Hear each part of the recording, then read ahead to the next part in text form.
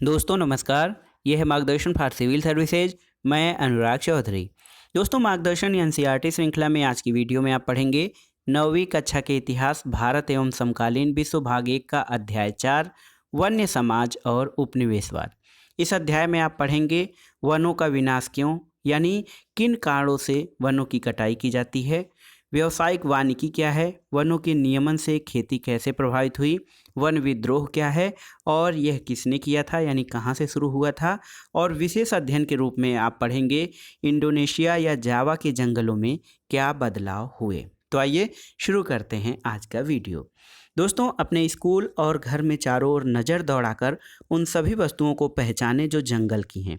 इस किताब का कागज़, मेज कुर्सियाँ, दरवाजे खिड़कियाँ, रंग जिनसे आपके कपड़े रंगे जाते हैं, मसाले, आपकी टॉफ़ी के सेलफोन रैपर, बीड़ी के तेंदू पत्ते, गोंद, शहद, काफ़ी, चाय और रबर। दोस्तों चॉकलेट में इस्तेमाल होने वाला तेल जो साल के बीजों से निकलता है, खाल से चमड़ा बनाने में इस्तेमाल होने वाला चर्म शोधक टेनिन, या फिर दवाओं के रूप में इस्तेमाल होने वाली जड़ी बूटियाँ, इन सब को हमें नहीं भूलना चाहिए। यानी ये सभी चीज़ें जिनकी बात हमने किया है, ये सभी वन्य उत्पादों से ही प्राप्त होते हैं।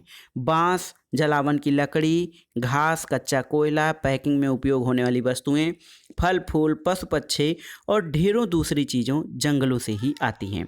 अमेजान या पश्चिमी घाट के जंगलों के एक टुकड़े के पौधे में 500 अलग अलग प्रजातियां मिल सकती हैं। दोस्तों ये विविधता जो है तेज़ी से लुप्त होती जा रही है, और ऐसा इसलिए है कि औद्योगिकरण के दौर में सन 1700 से 1995 के बीच 139 लाख वर्ग किलोमीटर जंगल, यानी दुनिया के कुल क्षेत्रफल का लगभग 9.3% भाग औद्योगिक इस्तेमाल, खेती बाड़ी, चारागाह और ईंधन की लकड़ी के लिए साफ कर दिया गया। तो बड़ी मात्रा में औद्योगिकरण के कारण या फिर दुनिया को बसाने के लिए, औद्योगिक प्रयोग के लिए, खेती बाड़ी के लिए, चारागाहों के लिए और ईंधन की लकड़ी के लिए जंगलों का बड़े पैमाने पर सफाया किया गया। दोस्तों ये देखिए छत्तीसगढ़ का एक साल वन है। घना होने के कारण जंगल की सतह तक सूरज की रोशनी बहुत कम पहुंच पाती है। आइए जानते हैं कौन से कारण रहे हैं जिनके द्वारा वनों का विनाश हुआ, यानी वनों का विनाश क्यों। दोस्तों वनों के लुप्त होने को सामान्यतः वन विनाश कहा जाता है। वन विनाश कोई नई समस्या नहीं है, ये प्रक्रिया कई सदियों से चली आ रही थी, लेकिन औपनिवेशिक शासन के दौरान इससे कहीं अधिक व्यवस्थित और व्यापक रूप ग्रहण कर लिया। आइए इसमें हम भारत में वन विनाश के कुछ कारणों को गौर करते हैं। तो सबसे पहला कारण है ज़मीन की बेहतरी। दोस्तों सन 1600 में हिंदुस्तान के कुल भूभाग के लगभग छठे हिस्से पर खेती होती थी।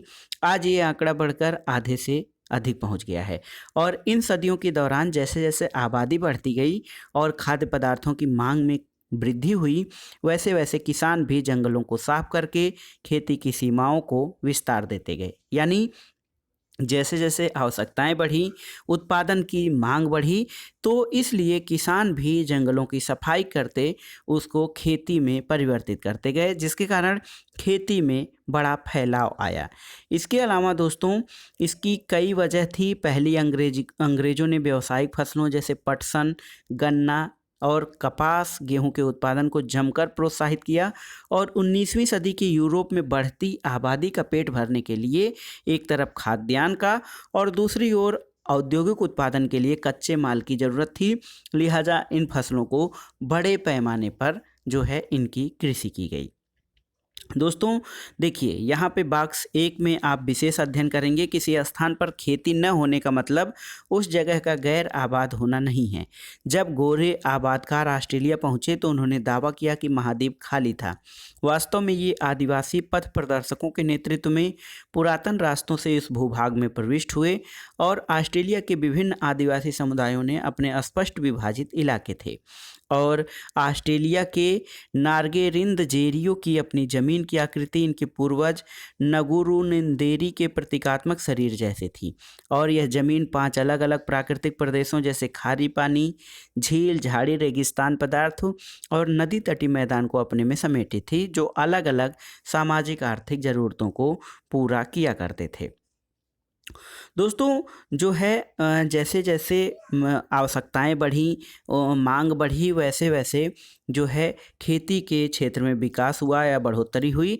और दूसरा कारण ये था कि 19वीं सदी की शुरुआत में जो औपनिवेशिक सरकार थी उसने जंगलों को अनुत्पादक समझा था, यानी उसे किसी उत्पादन से युक्त नहीं माना। और दोस्तों इस हिसाब से व्यर्थ के बियाबान पर खेती करके उसे राजस्व और कृषि उत्पादों को पैदा किया जा सकता था और इस तरह राज्य की आय में बढ़ोतरी की जा सकती थी। यही वजह है कि 1880 से 1920 के बीच खेती योग्य जमीन के क्षेत्रफल में 67 लाख हेक्टेयर की बढ़ोतरी हुई थी। खेती के विस्तार को हम विकास का सूचक मानते हैं, लेकिन हमें ये नहीं भूलना चाहिए कि ज़मीन को जोतने के पहले जंगलों की कटाई करनी पड़ती है और खेती के लिए व्यापक पैमानों पर जंगलों का विनाश किया गया। दोस्तों दूसरा कारण ये है वनों के विनाश का, पटरी पर स्लीपर। देखिए इस अध्ययन में हम देखते हैं स्लीपर क्या होता है। तो स्लीपर रेल की पटरी के आर पार लगे लकड़ी के तख्ते होते हैं जो पटरियों को उनकी जगह पर रोके रखते हैं। यहाँ देखिए सिंहभूमि के जंगलों में साल के तनों से स्लीपरों का निर्माण, ये छोटा नागपुर में मई 1897 का चित्र है। दोस्तों 19वीं सदी के शुरुआत तक इंग्लैंड में बलूत यानी ओक के जंगल लुप्त होने लगे थे। इसकी वजह क्या थी कि शाही नौसेना के लिए लकड़ी की आपूर्ति में मुश्किल खड़ी हुई। मजबूत और टिकाऊ लकड़ी की नियमित आपूर्ति के बिना अंग्रेजी जहाज भला कैसे बन सकते थे और जहाज़ों के बिना शाही सत्ता नहीं बचाई जा सकती थी। 1820 के दशक में खोजी दस्ते हिंदुस्तान की वन संपदा का अन्वेषण करने के लिए भेजे गए। एक दशक के भीतर बड़े पैमाने पर पेड़ काटे जाने लगे और भारी मात्रा में लकड़ी का हिंदुस्तान से निर्यात होने लगा। 1850 के दशक में रेल लाइनों के प्रसार ने लकड़ी के लिए एक नई तरह की मांग पैदा कर दी। शाही सेना के आवागमन और औपनिवेशिक व्यापार के लिए रेल लाइनें अनिवार्य थीं। इंजनों को चलाने के लिए ईंधन के तौर पर रेल की पटरियों को जोड़े रखने के लिए स्लीपर के रूप में लकड़ी की भारी ज़रूरत थी। 1 मील लंबी रेल की पटरी के लिए 1760 से 2000 स्लीपरों की आवश्यकता पड़ती थी। दोस्तों भारत में रेल लाइनों का जाल 1860 के दशक तक तेज़ी से फैला।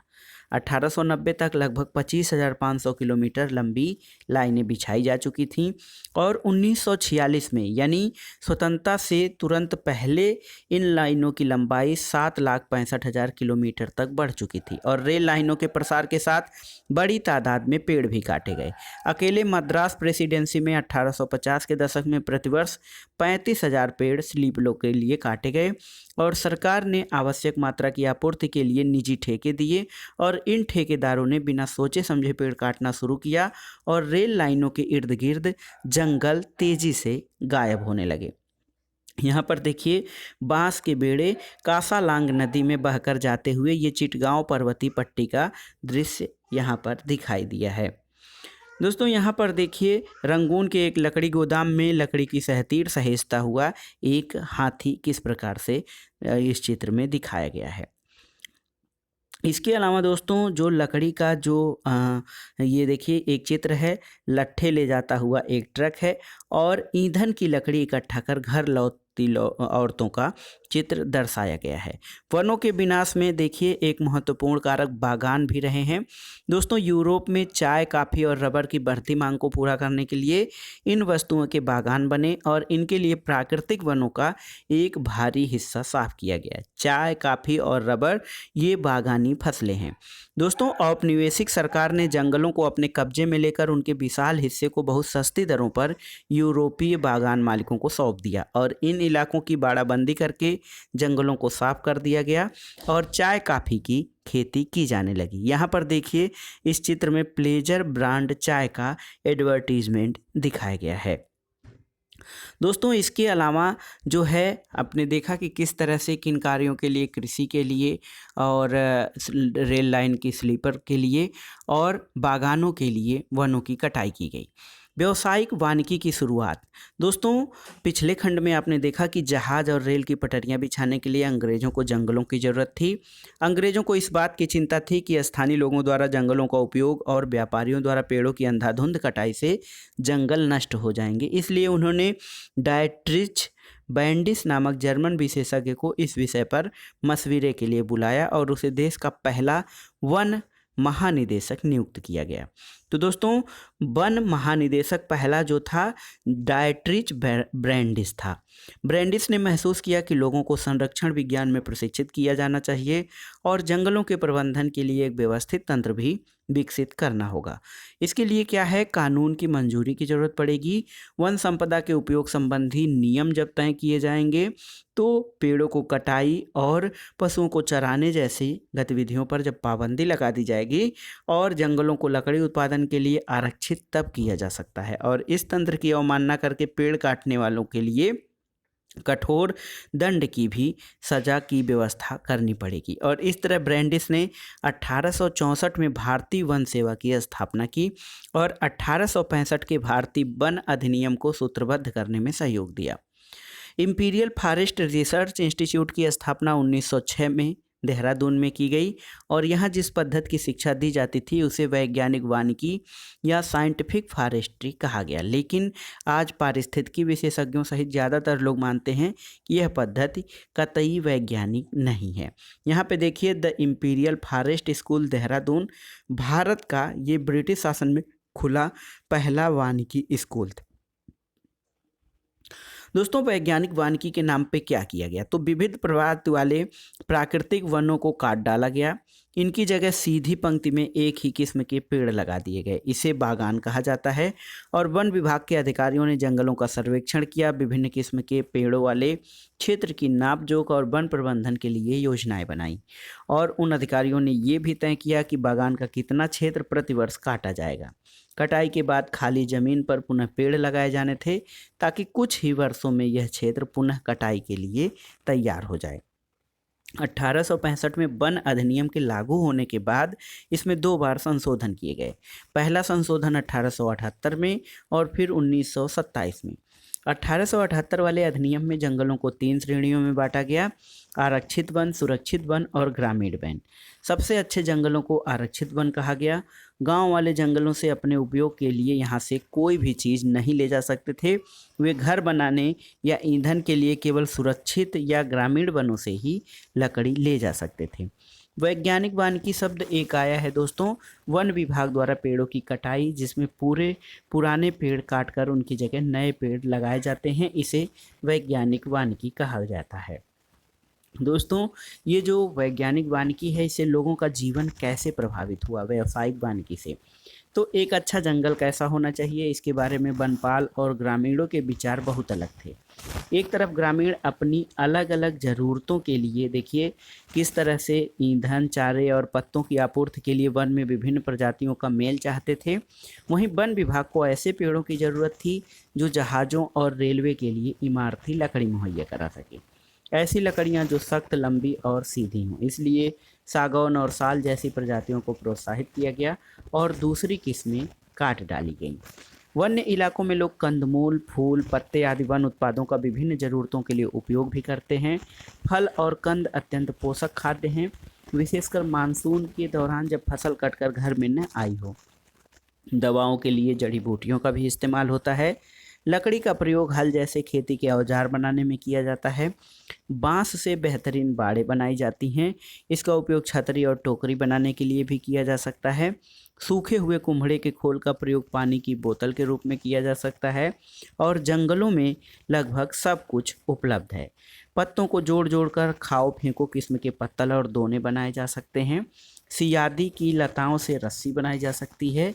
सेमोर यानी सूती रेशम की कांटेदार छाल पर सब्जियां छीली जा सकती हैं और महुए के पेड़ से खाना पकाने के लिए, रोशनी के लिए तेल निकाला जा सकता है। तो बहुत सारी चीज़ें जो थीं वो वनों से मिल सकती थीं।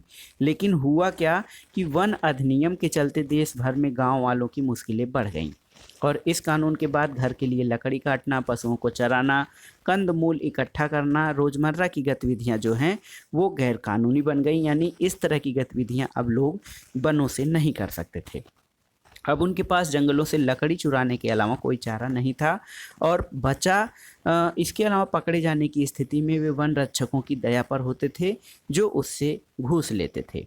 जलावनी लकड़ी एकत्र करने वाली औरतें विशेष तौर से परेशान रहने लगीं और मुफ्त खाने पीने की मांग करके लोगों को तंग करना पुलिस और जंगल के चौकीदारों के लिए सामान्य बात हो गई थी। वनों के नियमन से या वनों का कानूनी रूप से जो वन हो गया, अधिनियम बन गए, उससे खेती कैसे प्रभावित हुई।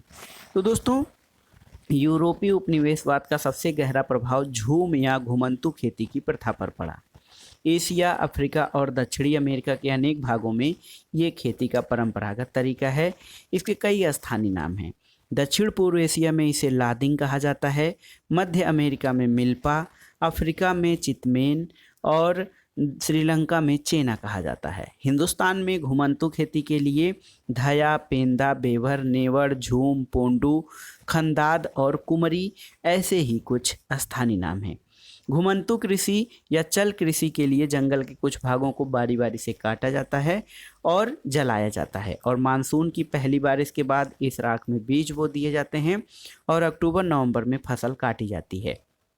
इन खेतों पर 1-2 साल खेती करने के बाद इन्हें 12 से 18 साल तक के लिए परती छोड़ दिया जाता है, जिससे फिर से वहां जंगल पनप जाए।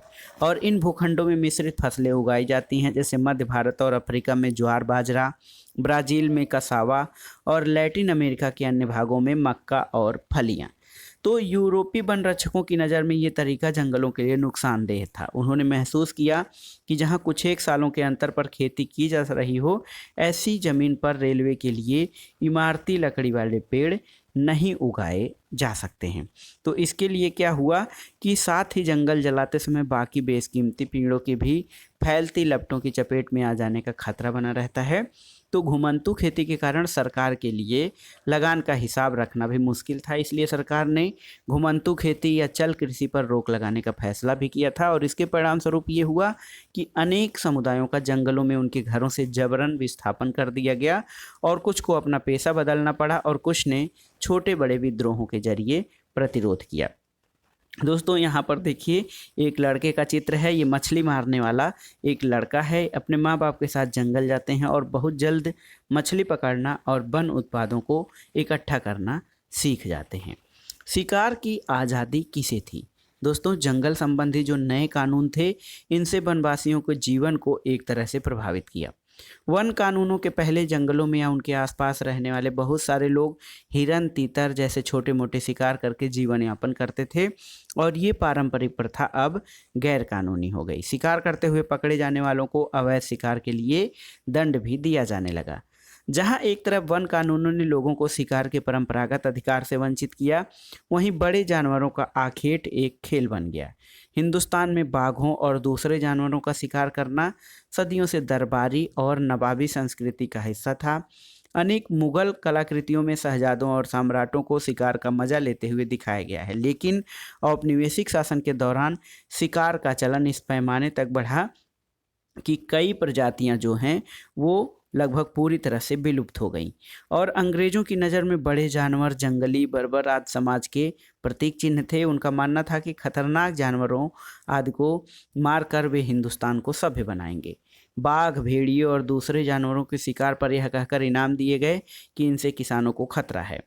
1875 से 1925 के बीच इनाम के लालच में 80,000 से ज़्यादा बाघ, 1.5 लाख तेंदुए और 2 लाख भेड़िए मार गिराए गए। धीरे धीरे बाघ के शिकार को एक खेल की ट्रॉफी के रूप में देखा जाने लगा, और अकेले जॉर्ज यूल नामक अंग्रेज अफसर ने 400 बाघों को मारा था। प्रारंभ में जंगल के कुछ इलाके शिकार के लिए ही आरक्षित थे, और काफ़ी समय बाद पर्यावरणविदों और संरक्षणवादियों ने आवाज़ उठाई कि जानवरों की इन सारी प्रजातियों की सुरक्षा होनी चाहिए, न कि इनको मारा जाना चाहिए।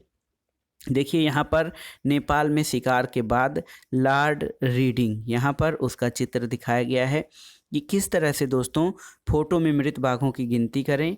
1, 2, 3, 4, 5, 6, 7, 8 बाघ यहाँ पे मृत हैं। और ब्रिटिश औपनिवेशिक अफसर और राजा जब शिकार के लिए जाते थे तो उनके साथ नौकरों की एक पूरी फौज भी होती थी। कुशल शिकारी हाका लगाते थे और साहब को बस गोली भर चलाना होता था। दोस्तों एक देखिए एक स्रोत में हम बैगा के बारे में जानेंगे कि बैगा जो है मध्य भारत का एक समुदाय है, और 1892 में जब उनकी घुमंतू खेती पर रोक लगा दी गई थी तो सरकार को ये याचिका दी गई कि हम रोज़ घूमते हैं, हमारे पास खाने का अनाज नहीं है, हमारे पास एक ही दौलत है, वह है हमारी कुल्हाड़ी।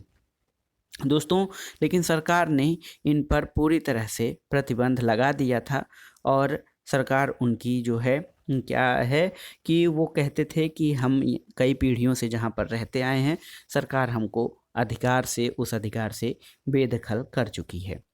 अब आइए देखते हैं दोस्तों नए व्यापार, नए रोजगार और नई सेवाओं के बारे में। जंगलों पर वन विभाग का नियंत्रण हो गया था, तो कई लोग तरह तरह के नुकसान हुए, लेकिन कुछ लोगों को व्यापार के नए अवसरों का लाभ भी मिला। कई समुदाय जो थे अपने परंपरागत पेशे छोड़कर वन उत्पादों का व्यापार करने लगे। महज हिंदुस्तान ही नहीं बल्कि दुनिया भर में कुछ ऐसा ही नज़ारा दिखाई देता है। उदाहरण के लिए 19वीं सदी के मध्य में ऊंची जगहों पर रहकर मैनियोक उगाने वाले ब्राज़ीली अमेज़न में मुनुदुरुकु समुदाय के लोगों ने व्यापारियों को रबर की आपूर्ति के लिए जंगली रबर के वृक्षों से लेटेक्स एकत्र करना प्रारंभ किया और बाद में वे व्यापार चौकियों की ओर नीचे उतर आए और पूरी तरह व्यापारियों पर निर्भर हो गए। हिंदुस्तान में वन उत्पादों का व्यापार कोई अनोखी बात नहीं थी। मध्यकाल से ही आदिवासी समुदायों द्वारा बंजारा आदि घुमंतू समुदायों के माध्यम से हाथियों और दूसरे सामान जैसे खाल, सींग, रेशम के कोए, हाथी दांत, बांस, मसाले, रेसे, घास, गोद और राल के व्यापार के सबूत मिलते हैं। लेकिन अंग्रेजों के बाद व्यापार पूरी तरह सरकारी नियंत्रण में चला गया था। ब्रिटिश सरकार ने कई बड़ी यूरोपीय व्यापारिक कंपनियों को विशेष इलाकों में वन उत्पादों के व्यापार की इजारेदारी सौंप दी और स्थानीय लोगों द्वारा शिकार करना और पशुओं के चराने पर बंदिश लगा दी गई। और इस प्रक्रिया में मद्रास प्रेसिडेंसी के कोरावा, कराचा और एरुकुला जैसे अनेक चरवाहे और घुमंतू समुदाय अपनी जीविका से हाथ धो बैठे। इनमें से कुछ को अपराधी कबीले कहा जाने लगा और ये सरकार की निगरानी में फैक्ट्रियों, खदानों और बागानों में काम करने को मजबूर हो गए। दोस्तों, काम के नए अवसरों का मतलब ये नहीं था कि उनकी जीवन स्थिति में हमेशा सुधार ही हुआ हो। असम के चाय बागानों में काम करने के लिए झारखंड के संथाल और उरांव, छत्तीसगढ़ के गोंड जैसे आदिवासी मर्द और औरतों दोनों की भर्ती की गई। उनकी मजदूरी बहुत कम थी और कार्य स्थितियां बहुत ही खराब। उन्हें उनके गांव से उठाकर भर्ती तो कर लिया गया, लेकिन वहां पर उनकी वापसी आसान नहीं थी। अब आइए देखते हैं वन विद्रोह के संबंध में। दोस्तों, हिंदुस्तान और दुनिया भर में वन्य समुदायों ने अपने ऊपर थोपे गए बदलावों के खिलाफ बगावत की। संथाल परगना में सिद्धू और कान्हू, छोटा नागपुर में बिरसा मुंडा, आंध्र प्रदेश में अल्लूरी सीताराम राजू को लोकगीतों और कथाओं में अंग्रेजों के खिलाफ उभरे आंदोलनों के नायक के रूप में आज भी याद किया जाता है। हम बस्तर रियासत में 1910 में हुए एक विद्रोह का विस्तार से अध्ययन करेंगे। दोस्तों, बस्तर जो है वो छत्तीसगढ़ के सबसे दक्षिणी छोर पर आंध्र प्रदेश, उड़ीसा और महाराष्ट्र की सीमाओं से लगा हुआ क्षेत्र है। बस्तर का केंद्रीय भाग पठारी है और इस पठार के उत्तर में छत्तीसगढ़ का मैदान और दक्षिण में गोदावरी का मैदान है। इंद्रावती नदी बस्तर के आर पार पूरब से पश्चिम की ओर बहती है। बस्तर में मारिया और मुरिया गोंड, धुरवा, भथरा, हल्बा आदि अनेक आदिवासी समुदाय रहते हैं। अलग अलग भाषाएं बोलने के बावजूद इनके रीति रिवाज और विश्वास एक जैसे हैं। बस्तर के लोग मानते हैं कि हर एक गांव को उसकी जमीन धरती माँ से मिली है और बदले में वे प्रत्येक खेतीहर त्योहार पर धरती को चढ़ावा चढ़ाते हैं। धरती के अलावा वे नदी, जंगल और पहाड़ों की आत्मा को भी उतना ही मानते हैं। चूँकि गांव को अपनी चौहद्दी पता है, इसलिए ये लोग इन सीमाओं के भीतर ही समस्त प्राकृतिक संपदाओं की देखभाल करते हैं और यदि एक गांव के लोग दूसरे गांव के जंगल से थोड़ी लकड़ी लेना चाहते हैं तो इनके बदले में वे छोटा शुल्क अदा करते हैं, जिसे देवसारी, दांड या मान कहा जाता है। कुछ गांव अपने जंगलों की हिफाजत के लिए चौकीदार रखते हैं, जिन्हें वेतन के रूप में हर घर से थोड़ा थोड़ा अनाज दिया जाता है। हर वर्ष एक बड़ी सभा का आयोजन होता है जहां एक परगने के गांव के मुखिया जुटते हैं और जंगल सहित तमाम दूसरे अहम मुद्दों पर चर्चा करते हैं। देखिए दोस्तों, यहाँ पे किस तरह से एक चित्र में बस्तर में सेना का कैंप जो है ये 1910 में दिखाया गया है। ये जो है सेना तंबू, बावर्ची और सिपाहियों के साथ चलती थी। यहाँ एक सिपाही विद्रोहियों से सुरक्षा के लिए कैंप की पहरेदारी भी कर रहा है। लोगों में भय। दोस्तों, बस्तर के लोगों को क्या भय था? तो औपनिवेशिक सरकार के 1905 में जब जंगल के 2/3 हिस्से को आरक्षित करने, घुमंतू खेती को रोकने और शिकार और अन्य वन उत्पादों के संग्रह पर पाबंदी के प्रस्ताव रखे गए, तो बस्तर के लोग बहुत परेशान हो गए। कुछ गांवों को आरक्षित वन क्षेत्रों में इस शर्त पर रहने दिया गया कि वे वन विभाग के लिए पेड़ों की कटाई और ढुलाई का काम मुफ्त में करेंगे और जंगलों को आग से बचाएंगे। बाद में इन गांवों को वन ग्राम कहा जाने लगा। बाकी गांव के लोग बगैर किसी सूचना या मुआवजे के हटा दिए गए। काफ़ी समय से गांव वाले जमीन के बढ़े हुए लगान और औपनिवेशिक अफसरों के हाथों बेगार और चीज़ों की निरंतर मांग से त्रस्त थे। इसके बाद भयानक अकाल का दौर आया। पहले 1899 से 1900 और फिर 1907-8 में वन आरक्षण में चिंगारी का काम किया। दोस्तों यहाँ पर देखिए, लोगों ने बाज़ारों में, त्योहारों के मौक़ों पर और जहाँ कहीं भी गांव का मुखिया और पुजारी इकट्ठा होते थे, जमकर इन पर चर्चा करते थे। दोस्तों बहुत सारे लोग जो थे इस आंदोलन में शामिल हुए और 1910 में आम की टहनियाँ, मिट्टी के ढेले, मिर्च और तीर गांव-गांव चक्कर काटने लगे। यह गांव में अंग्रेज़ों के खिलाफ बगावत का संदेश थे। हर एक गांव ने इस बगावत के खर्चे में कुछ न कुछ मदद की। बाजार लूटे गए, अफसरों और व्यापारियों के घर, स्कूल और पुलिस थानों को लूट लिया गया और जलाया गया। अनाज का पुनर्वितरण किया गया। देखिए, लेकिन इन घटनाओं के एक चश्मदीद गवाह मिशनरी विलियम वार्ड ने लिखा, पुलिस वालों, व्यापारियों, जंगल के हरदलियों, स्कूल मास्टरों और प्रवासियों का जो हुजूम था चारों तरफ से जगदलपुर में चला आ रहा था। अंग्रेजों ने बगावत को कुचलने के लिए सैनिक भेजे। आदिवासी नेताओं ने बातचीत करनी चाहिए, लेकिन अंग्रेज फौज ने उनके तंबुओं को घेर कर उन पर गोलियां चला दी। इसके बाद बगावत में शरीक लोगों पर कोड़े बरसाते, उन्हें सजा देते सैनिक गांव-गांव घूमने लगे और ज़्यादातर गांव क्या थे वो खाली हो गए, क्योंकि लोग भाग भाग कर जंगलों में चले गए। अंग्रेज़ों को फिर क्या हुआ कि इससे फिर से नियंत्रण पाने में 3 महीने लग गए, फिर भी वे गुंडा धूर को कभी नहीं पकड़ सके। विद्रोहियों की सबसे बड़ी जीत ये रही कि आरक्षण का काम कुछ समय के लिए स्थगित कर दिया गया और आरक्षित क्षेत्र को भी 1910 से पहले की योजना के लगभग आधा कर दिया गया। बस्तर के जंगलों और लोगों की कहानी यहीं ख़त्म नहीं होती। आज़ादी के बाद भी लोगों को जंगलों से बाहर रखने और जंगलों को औद्योगिक उपयोग के लिए आरक्षित रखने की नीति कायम रही और 1970 के दशक में विश्व बैंक ने प्रस्ताव रखा कि कागज़ उद्योग की लुगदी उपलब्ध कराने के लिए 4600 हेक्टेयर प्राकृतिक साल वनों की जगह देवदार के पेड़ लगाए जाएं, लेकिन स्थानीय पर्यावरणविदों के विरोध के फलस्वरूप इस परियोजना को रोक दिया गया। अब इसके अलावा जो बस्तर की घटना थी, उसके बाद हम इंडोनेशिया की तरफ चलें। देखिए वहाँ पर इस समय क्या हो रहा था। तो आइए देखते हैं जावा के जंगलों में क्या बदलाव हुए। दोस्तों जावा को आजकल इंडोनेशिया के चावल उत्पादक द्वीप के रूप में जाना जाता है, लेकिन एक ज़माने में ये क्षेत्र जो था अधिकांशतः वन से ढका हुआ था। इंडोनेशिया एक डच उपनिवेश था और भारत और इंडोनेशिया के वन कानूनों में कई समानताएं थीं। इंडोनेशिया में जावा ही वह क्षेत्र है जहां डचों ने वन प्रबंधन की शुरुआत की। अंग्रेज़ों की तरह वे भी जहाज़ बनाने के लिए जावा से लकड़ी हासिल करना चाहते थे। सन 1600 में जावा की अनुमानित आबादी जो थी वो 34 लाख थी। हालांकि उपजाऊ मैदान में ढेर सारे गांव थे, लेकिन पहाड़ों में भी घुमंतू खेती करने वाले अनेक समुदाय रहते थे। जावा के लकड़हारे, दोस्तों जावा में कलांग समुदाय एक है, उसके लोग कुशल लकड़हारे और घुमंतू थे। 1755 में जब जावा की माताराम रियासत बटी तो यहाँ के 6000 कलांग परिवारों को भी दोनों राज्यों में बराबर बराबर बांट दिया गया।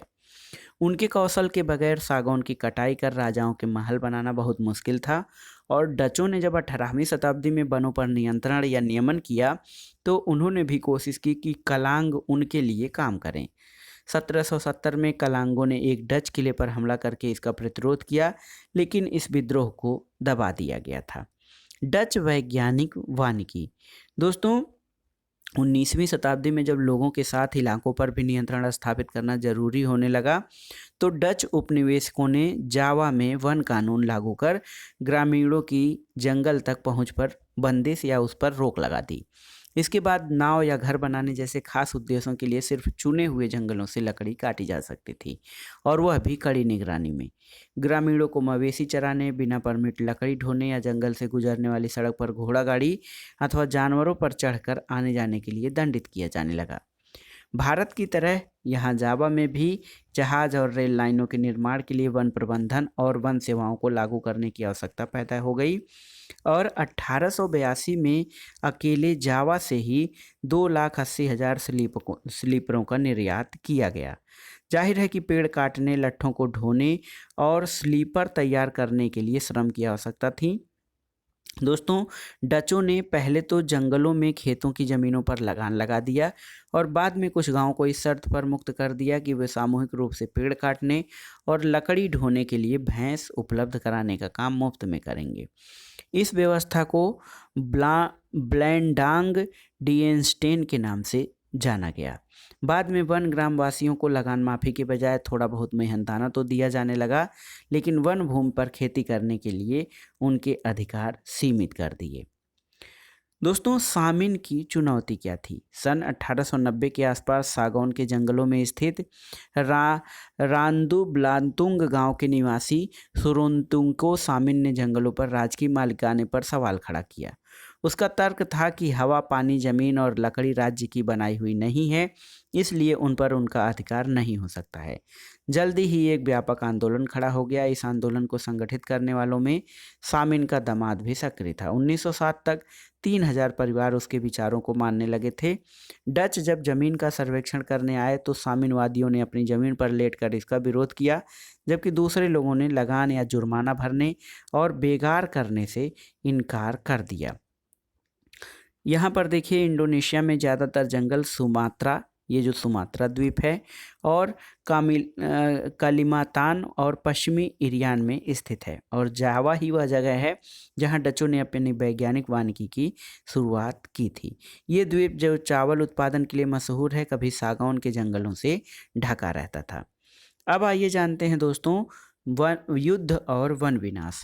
पहले और दूसरे विश्व युद्ध का जंगलों पर गहरा असर पड़ा। भारत में तमाम चालू कार्य योजनाओं को स्थगित करके वन विभाग ने अंग्रेजों की जंगी ज़रूरतों को पूरा करने के लिए बहुत सारे पेड़ काटे। जावा पर जापानियों के कब्जे से ठीक पहले डचों ने भस्म कर भागो नीति यानी स्कॉर्च्ड अर्थ पॉलिसी अपनाई, जिसके तहत आरा मशीन और सागौन के विशाल लट्ठों के ढेर जला दिए गए, जिससे वे जापानियों के हाथ न लगीं। इसके बाद जापानियों ने वनवासियों को जंगल काटने के लिए बाध्य करके अपने युद्ध उद्योग के लिए जंगलों पर निर्मम दोहन किया और बहुत सारे गांव वालों ने इस अवसर का लाभ उठाकर जंगल में अपनी खेती का विस्तार किया। और युद्ध के बाद इंडोनेशियाई वन सेवा के लिए इन जमीनों को वापस हासिल कर पाना कठिन था। हिंदुस्तान की तरह यहाँ भी खेती योग्य भूमि के प्रति लोगों की चाह और ज़मीन को नियंत्रित करने और लोगों को उससे बाहर रखने की वन विभाग की जिद के बीच टकराव पैदा हुआ। यहाँ पर देखिए दोस्तों, इंडियन म्यूनिशंस बोर्ड सूले पैगोंडा पर एकत्रित जहाज़ों में लादने को तैयार वार टिम्बर स्लीपर, ये 1917 का चित्र है। वानिकी में नए बदलाव क्या हुए, इसके बारे में जानते हैं। 80 के दशक से एशिया और अफ्रीका की सरकारों को ये समझ आने लगा कि जो वैज्ञानिक हैं, वानिकी और वन समुदायों को जंगले से बाहर रखने की नीतियों के चलते बार बार टकराव पैदा होते हैं। इसके कारण क्या हुआ कि वनों से इमारती लकड़ी हासिल करने के बजाय जंगलों का संरक्षण ज़्यादा महत्वपूर्ण बन गया। सरकार ने ये भी मान लिया कि इस लक्ष्य को हासिल करने के लिए वन प्रदेशों में रहने वालों की मदद लेनी चाहिए।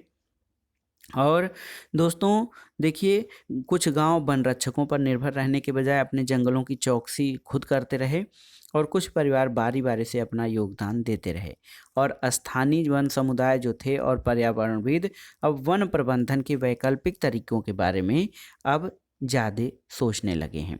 तो दोस्तों, ये था आज का वीडियो, जो था कि 9वीं कक्षा के इतिहास का अध्याय 4 वन्य समाज और उपनिवेशवाद। इसमें आपने जाना कि वनों का बड़े पैमाने पर विनाश या उनकी कटाई क्यों की गई, व्यावसायिक वानिकी क्या है, वैज्ञानिक वानिकी क्या है, और इस संबंध में आपने भारत के छत्तीसगढ़ के बस्तर और इंडोनेशिया के संबंध में जावा द्वीप के वनों और उनके वन प्रबंधन या वन अधिनियम कानूनों के बारे में जाना।